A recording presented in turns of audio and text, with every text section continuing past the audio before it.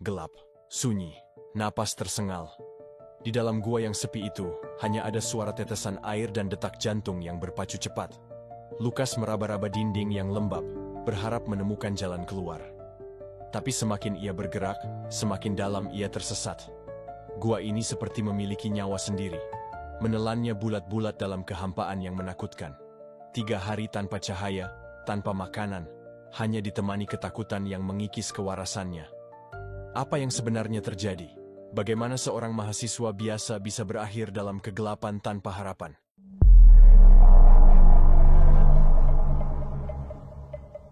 Sekitar 16 km di selatan Bloomington, Indiana, terdapat gua terpanjang keempat di negara bagian itu, Gua Sullivan.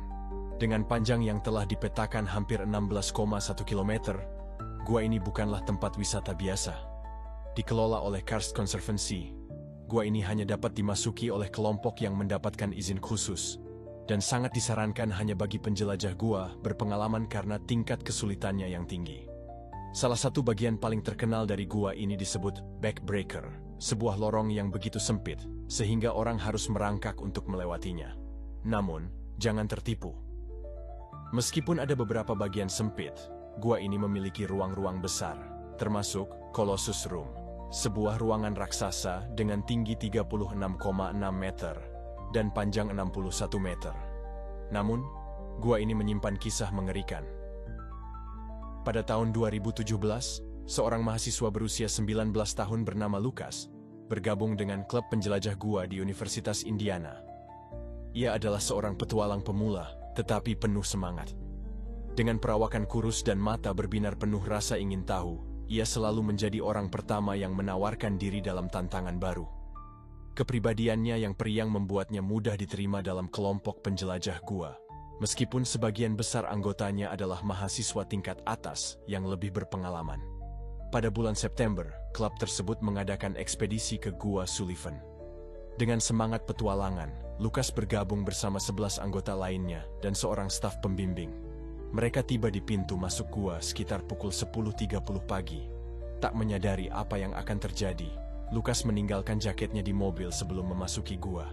Saat mereka memasuki gua, suhu langsung turun drastis. Udara lembab menyelimuti mereka, sementara cahaya alami dari luar perlahan menghilang, digantikan oleh kegelapan pekat yang hanya bisa ditembus oleh senter di helm mereka. Lukas merasa campuran antara ketegangan dan kegembiraan. Ini adalah pengalaman pertamanya menjelajahi gua besar, dan ia ingin membuktikan dirinya di hadapan anggota lain. Namun, tak satu pun dari mereka menyadari bahwa perjalanan ini akan berubah menjadi mimpi buruk yang tak terlupakan. Langkah-langkah mereka menggema di dalam gua.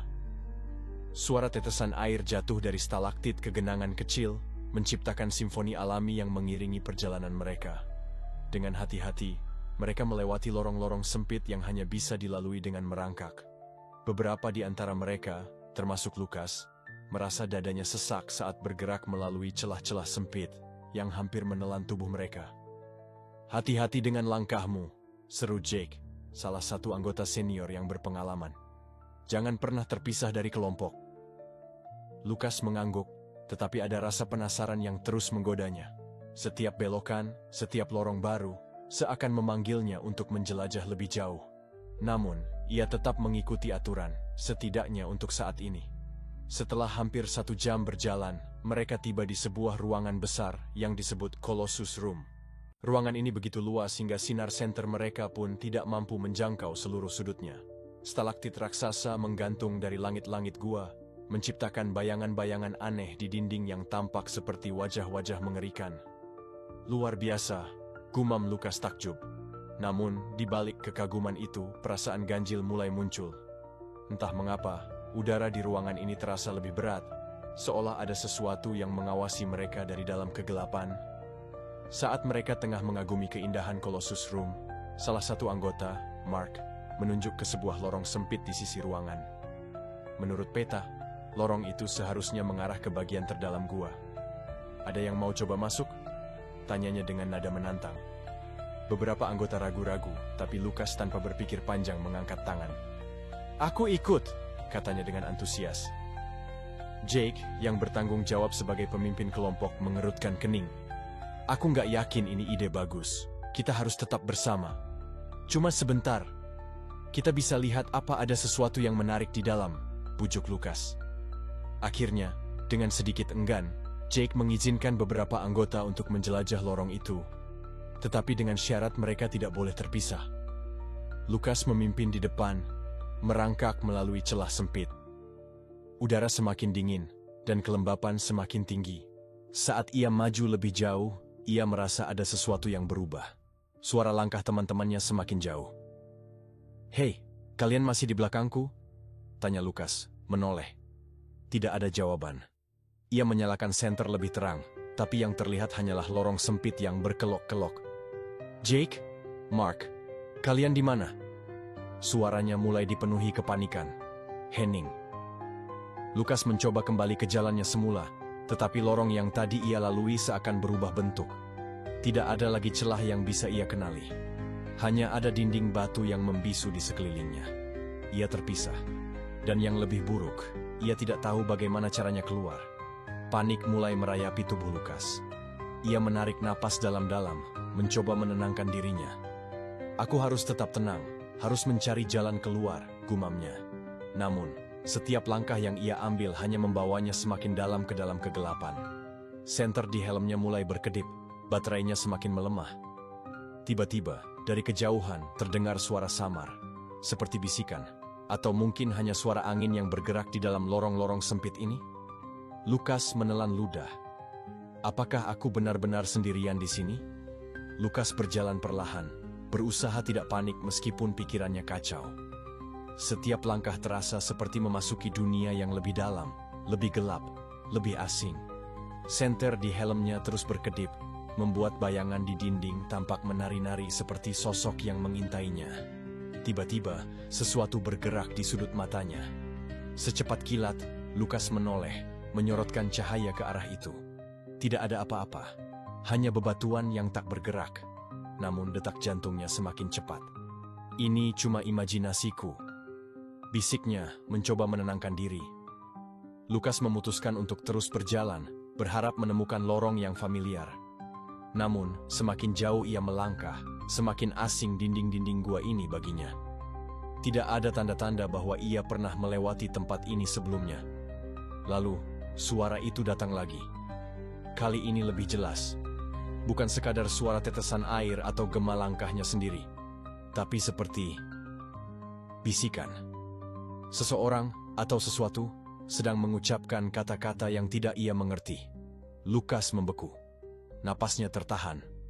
Senter di helmnya tiba-tiba padam. Kegelapan total menyelimuti. Dan suara itu semakin dekat. Dalam kegelapan yang menyelimuti, Lukas berusaha mengendalikan napasnya. Ketakutan merayap di seluruh tubuhnya, membuatnya merinding. Ia teringat pada peringatan Jake untuk tidak terpisah. "Apa yang harus aku lakukan?"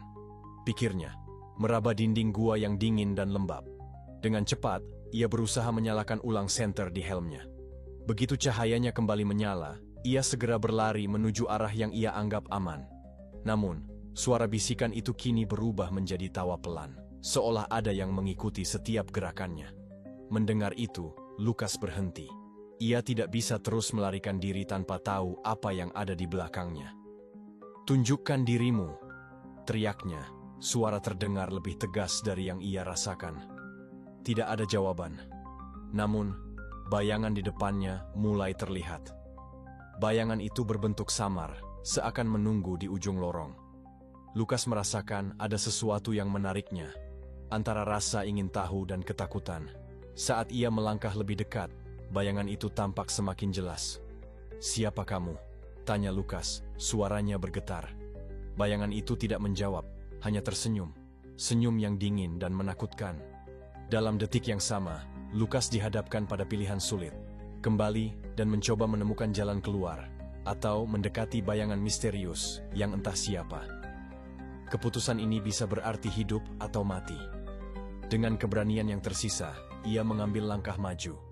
"Aku tidak takut." Ketika Lukas mendekati bayangan itu, jantungnya berdegup kencang. Bayangan tersebut mulai mengambil bentuk yang lebih jelas. Seorang sosok manusia, tapi wajahnya tidak tampak seperti orang yang ia kenal.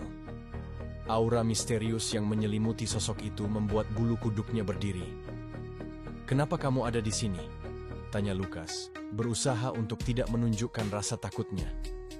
Sosok itu tersenyum, tetapi senyum itu tidak mengandung kehangatan. "Aku menunggu, Lukas," jawabnya dengan suara yang dalam dan menggema, seolah suara itu berasal dari kedalaman gua yang tak berujung. "Menunggu? Menunggu siapa?" Lukas merasa bahwa ia sedang terperangkap dalam mimpi buruk yang tidak bisa ia bangunkan. Menunggu orang-orang yang tersesat, seperti kamu. Rasa ketakutan mulai menyergap kembali. "Aku tidak tersesat. Aku pasti bisa menemukan jalan keluar." Ia berusaha meyakinkan dirinya sendiri, tetapi bayangan itu hanya tertawa, dan gelak tawanya membangkitkan rasa dingin di sekujur tubuhnya. Semua orang yang tersesat di sini tidak pernah kembali.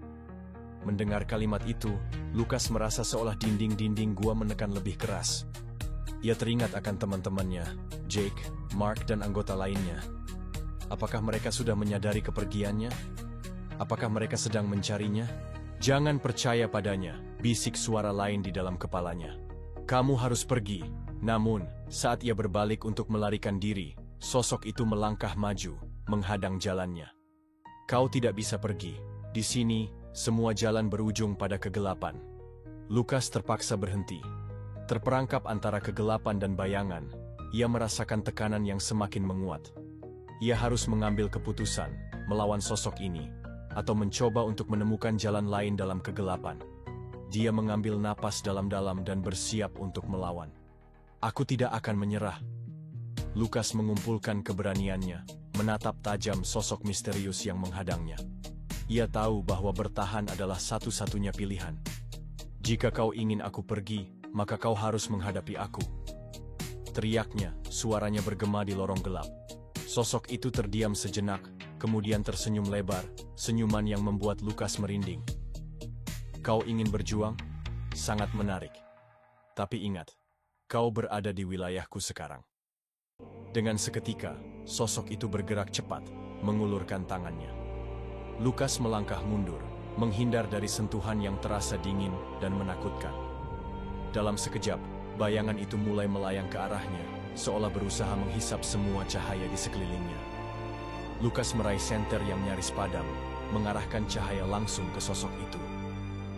"Aku tidak takut padamu," teriaknya, berusaha menyalakan semangatnya. Dalam sekejap, cahaya menyilaukan sosok itu, dan ia melihat ekspresi terkejut di wajahnya. Menggunakan momentum itu, Lukas berbalik dan berlari menjauh, tidak tahu kemana arah tujuan. Lorong-lorong sempit berkelok-kelok, dan di setiap tikungan, dia merasakan kehadiran sosok itu semakin mendekat. Dengan napas tersengal, ia mencoba menemukan jalan keluar. "Aku harus menemukan teman-temanku," pikirnya. Keberanian dan harapannya mulai memudar, tetapi ia tidak bisa menyerah. Akhirnya, di kejauhan, ia melihat cahaya. Terang. Lukas berlari ke arah cahaya itu, berusaha menerobos kegelapan yang seolah berusaha menariknya kembali. Ketika ia mendekati sumber cahaya, sosok itu berteriak, "Kau tidak bisa pergi, Lukas. Kegelapan akan selalu menemukanmu." Lukas tidak peduli lagi. Ia terus berlari, bertekad untuk keluar dari kegelapan ini. Saat ia mencapai cahaya itu, ia melompat keluar, menemukan dirinya kembali di Colossus Room. Namun, semuanya tidak seperti yang ia bayangkan. Ruangan itu sepi, dan tidak ada satupun dari teman-temannya. Kegelapan yang ia tinggalkan tampak menunggu di belakangnya. "Jake! Mark!" teriaknya, suaranya melengking di ruangan yang kosong. Tetapi hanya gema suaranya yang menjawab. Lukas merasa putus asa. Apakah ia benar-benar sendirian? Dalam sepi Colossus Room, Lukas merasakan desakan ketakutan yang menyelubungi dirinya. Bayangan yang menakutkan masih membayangi pikirannya, dan suara sosok itu terus bergaung di telinganya. "Kau tidak bisa pergi. Kegelapan akan selalu menemukanmu." Ia menegakkan kepala, berusaha mengusir rasa putus asa yang merayap. "Aku tidak akan menyerah," tekadnya. Dengan sisa kekuatan, ia memutuskan untuk tidak hanya menunggu, tetapi juga berjuang menemukan jalan keluar. Mencari petunjuk, Lukas mengamati dinding-dinding gua. Ia ingat bahwa ada bekas jejak kaki dan tanda-tanda lain yang ditinggalkan oleh teman-temannya sebelum ia terpisah. Berharap bisa menemukan jejak itu, ia mulai menjelajahi ruangan. Setiap langkah membuatnya semakin yakin. Ia meraba-raba dinding yang lembab, dan tiba-tiba jari-jarinya menyentuh sesuatu yang berbeda. Tanda panah kecil terukir di batu. Ini pasti dibuat oleh mereka, pikirnya. Dengan penuh harapan, Lukas mengikuti arah panah itu. Ia berjalan melalui lorong sempit yang sama, berusaha tidak terjebak dalam kegelapan yang terus mengintainya. Dengan setiap langkah, rasa ketakutan itu sedikit demi sedikit menghilang, digantikan oleh keberanian yang baru. Setelah beberapa saat, ia tiba di sebuah ruangan yang lebih kecil. Di ujung ruangan, ia melihat cahaya samar dari sebuah celah di dinding. "Ini dia! Aku harus bisa keluar!" teriaknya, semangatnya pulih kembali. Ia berlari ke arah celah itu, mengabaikan suara-suara mengerikan yang berusaha menarik perhatiannya. Saat ia hampir sampai, tiba-tiba, suara tawa mengerikan itu terdengar lagi, memanggil namanya. "Kau tidak bisa melarikan diri, Lukas." Tapi ia tidak peduli. Lukas menguatkan diri dan melompat ke celah itu, merasa ada harapan baru yang bersinar. Dalam sekejap, ia berhasil keluar dari kegelapan. Saat Lukas melangkah keluar, cahaya matahari yang menyilaukan menyambutnya. Ia terengah-engah, bersyukur bisa kembali ke dunia nyata. Teman-temannya, Jake, Mark, dan anggota klub lainnya, menunggu dengan ekspresi campur aduk antara khawatir dan lega. "Kau akhirnya kembali," seru Jake, langsung memeluknya. "Kami mencari kemana-mana." Lukas hanya bisa tersenyum.